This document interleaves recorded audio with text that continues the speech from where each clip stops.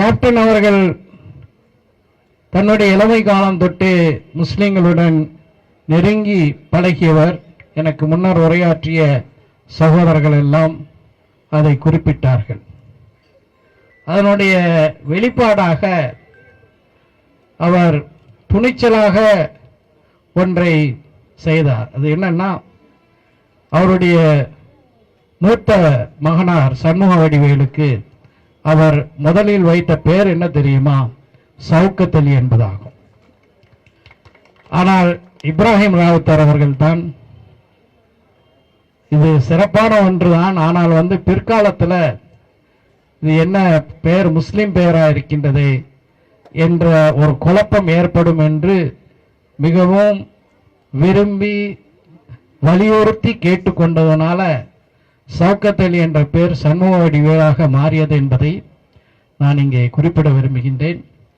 Captain அவர்களுடன் நெருங்கி பழகிய காலம் 2011 16 வரை தமிழ்நாடு சட்டமன்றத்தில் அவர் எதிர்கட்சி தலைவர், நான் மனிதநேய மக்கள் கட்சியின் சார்பாக முன்வரிசை தலைவராக அமர்ந்திருந்த நேரத்தில் குறிப்பாக சட்டமன்றத்தினுடைய பல்வேறு குழுக்கள், குறிப்பாக அலுவல் ஆய்வு குழு கூட்டத்தில் ஒன்றாக கலந்து கொள்வோம். அப்போதெல்லாம் அவர் என்னுடைய கருத்தை, இந்த பிரச்சனை குறித்து என்னுடைய கருத்து என்ன என்பதை கேட்பதற்கு மிகவும் ஆவலுடன் இருக்கக்கூடியவர். நீங்க என்ன சொல்றீங்க அப்படின்னு என்னிடமே கேட்பார். அந்த அளவுக்கு மிகுந்த பாசத்துடனும் அன்புடனும் பழகியவர் கேப்டன் விஜயகாந்த் அவர்கள். அவருடைய மறைவு நிச்சயமாக இன்றைக்கு மக்கள் வாழலாம், பொருள் ஈட்டலாம், தங்களுடைய நலனை மட்டும் காக்கலாம். அதை தாண்டி மக்களுக்கு உருப்படியாக மக்களுடைய தேவைகளை பூர்த்தி செய்வதற்காக, குறிப்பாக மக்களுடைய பசியை போக்குவதற்காக செய்கின்றார்களா என்றால் நிச்சயமாக இல்லை.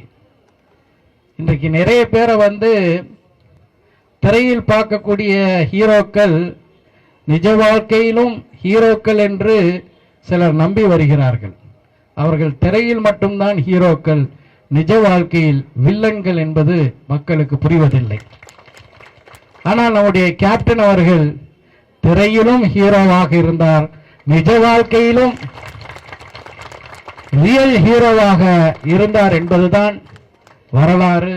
அவருடைய இறுதி சடங்கின் போது ஆயிரக்கணக்கான லட்சக்கணக்கான மக்கள் தமிழ்நாடு முழுவதும் இருந்து அவருக்கு அந்த இறுதி மரியாதை செய்த நிகழ்வு நிச்சயமாக தமிழ்நாட்டு மக்கள் கேப்டன் அவர்களை எந்த அளவுக்கு நேசித்தார்கள் என்பதும், அந்த நேரத்தில் வந்த மக்கள் அளித்த பேட்டிகளை பல தொலைக்காட்சிகளில் பார்த்தவர்கள் கண்ணீர் தடும்ப, இப்படியான ஒரு சிறப்பான ஒரு ஆளுமை நம்மை விட்டு பிரிந்து விட்டாரே என்ற மிகப்பெரிய ஒரு துயரமும் கொண்டார்கள் என்பதுதான் யதார்த்தமான உண்மையாக இருக்கின்றது.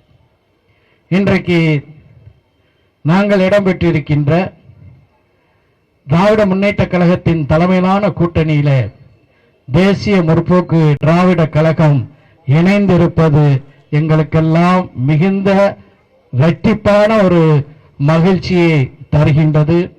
இந்த கூட்டணிக்கு தேமுதிக சேர்ந்தது ஒரு பெரிய வலிமையை தந்திருக்கின்றது என்பதுதான் உண்மையாக இருக்கின்றது. இந்த தேர்தலில் எனக்கு முன்னர் உரையாற்றிய அருமை சகோதரர் சனவாஸ் அவர்கள் குறிப்பிட்டது போல நமது அணி டபுள் செஞ்சுரிக்கு மேல அடித்து தமிழ்நாட்டிலே மீண்டும் தளபதி மு.க.ஸ்டாலின் அவர்கள் தமிழ்நாட்டினுடைய முதலமைச்சராக பொறுப்பேற்கக்கூடிய அந்த நேரத்தில், அந்த தருணத்தில் இங்க இருக்கக்கூடிய அந்த கூட்டணியில் இருக்கக்கூடிய அனைத்து கட்சிகளும், தேமுதிகவும் உறுப்பினர்களும் திராவிட முன்னேற்ற கழக ஆட்சிக்கு பக்கபலமாக சட்டமன்றத்தில் அமரக்கூடிய அந்த நாளுக்காக நாம் காத்திருக்கிறோம்.